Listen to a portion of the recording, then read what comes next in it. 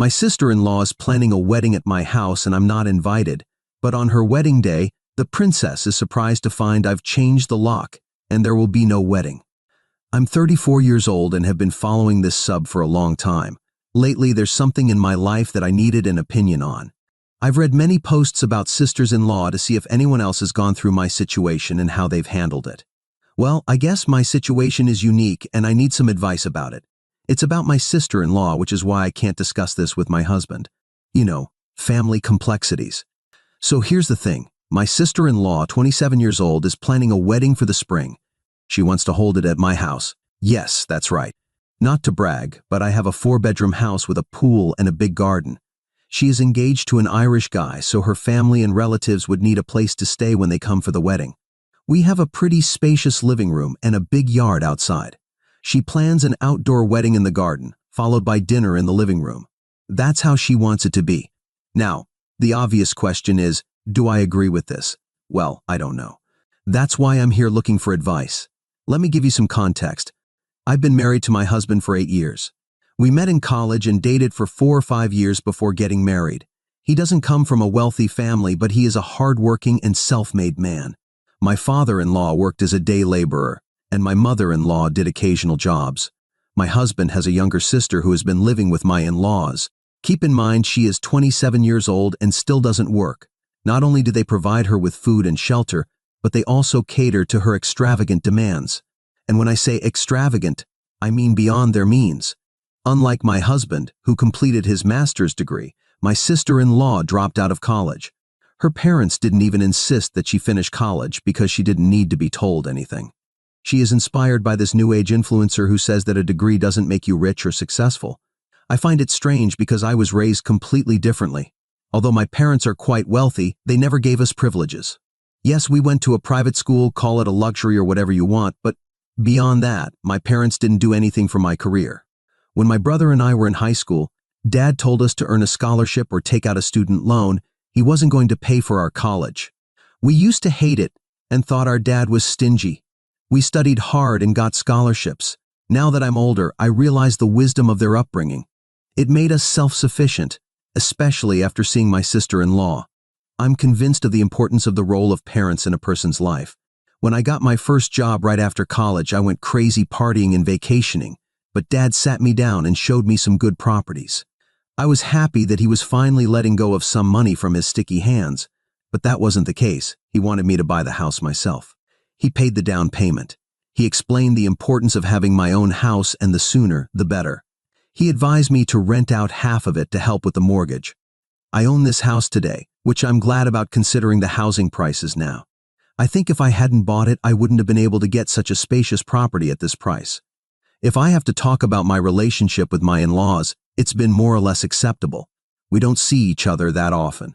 They live on the other side of town and I lead a very busy life. I still have a decent bond with my mother-in-law.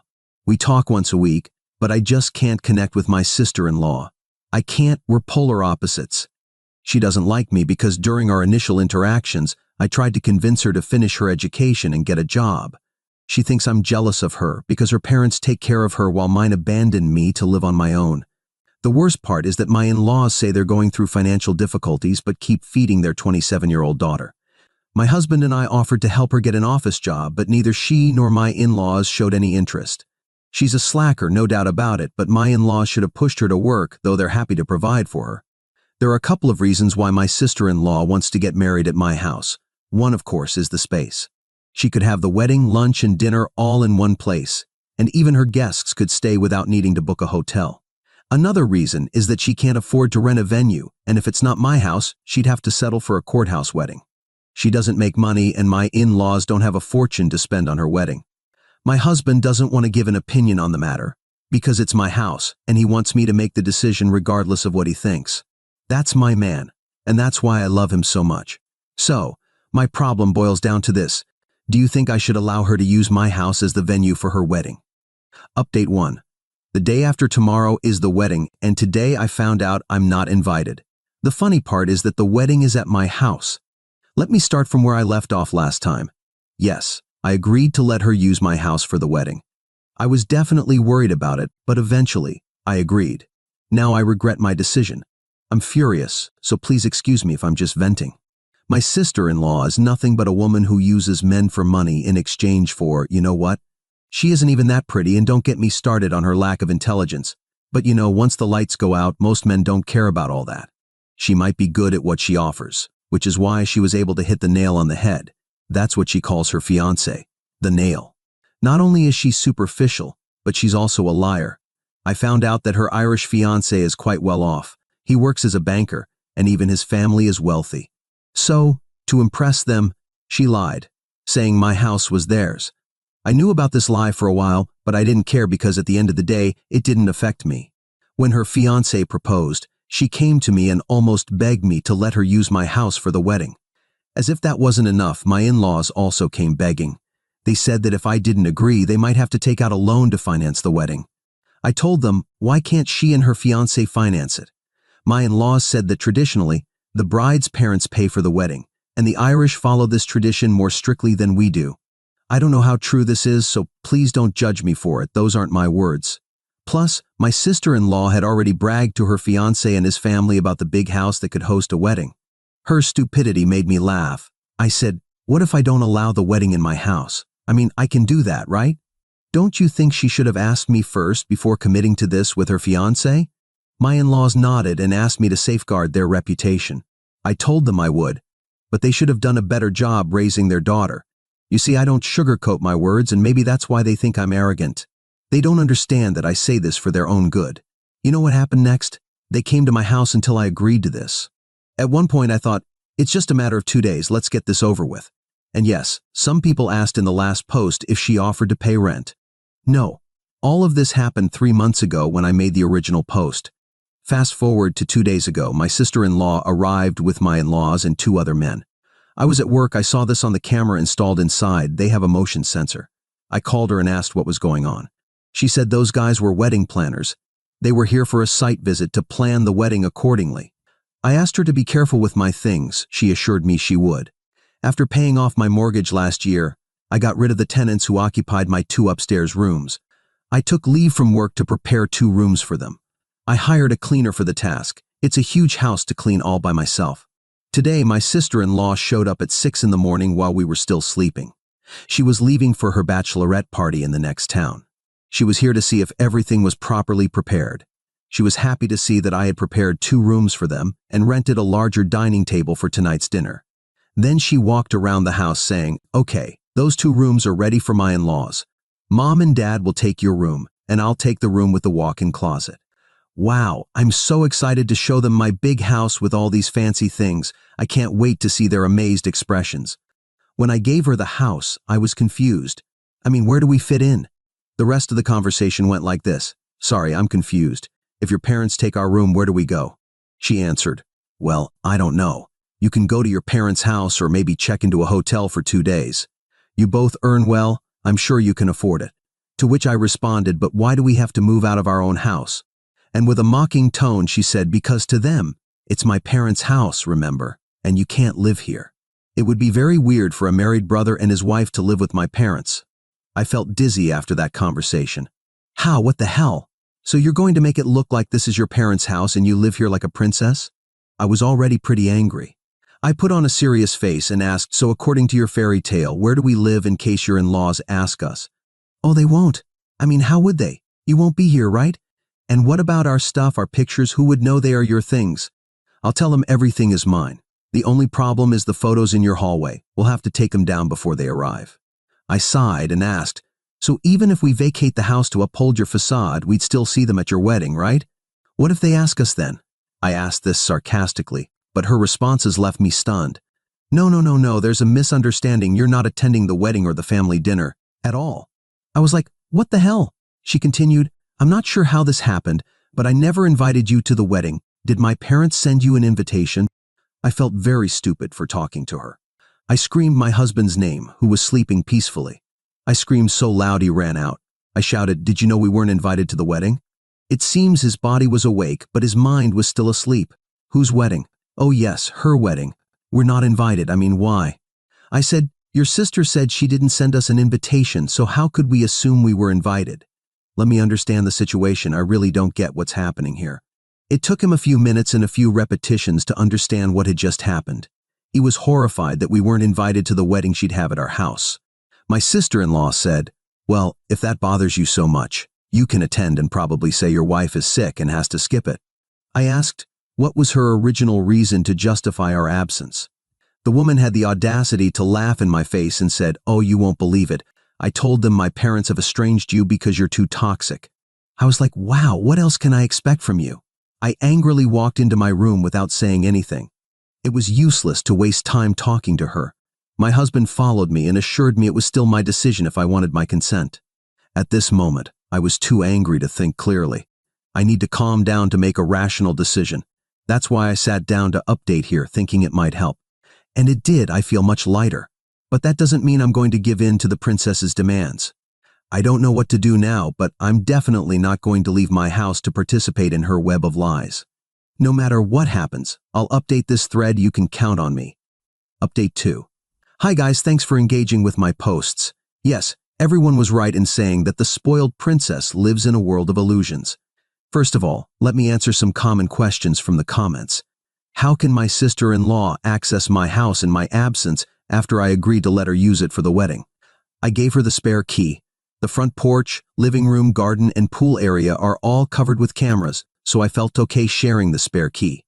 Second, how is it possible that my sister-in-law's fiancé believed her lies that the house was hers? Didn't he visit her there at some point? I'm not sure. She's been dating him for less than a year. 2 weeks before the wedding, she brought him to my house to give him a tour while I was at work. After writing that update that day, I discussed my thoughts with my husband. Although he was on my side, saying it was my decision, he was worried that if I backed out, his sister's wedding would be canceled and his parents' reputation would be ruined. I said, let's talk to your parents then. We went to their house. We told them about my sister-in-law's plan to exclude us from the wedding. Apparently, they already knew and seemed to be okay with it. My husband lost his temper and said, "Did you know she was excluding us from her wedding and you agreed?" My mother-in-law replied weakly, "We thought you both were okay with it. Neither of you asked us why you hadn't received an invitation." At this point, I questioned if we were wrong to assume we were invited to the wedding because it was my house. My husband and I looked at each other in shock. My husband yelled, "Do you realize there will be no wedding if she retracts her decision? What if we tell the truth to her in-laws?"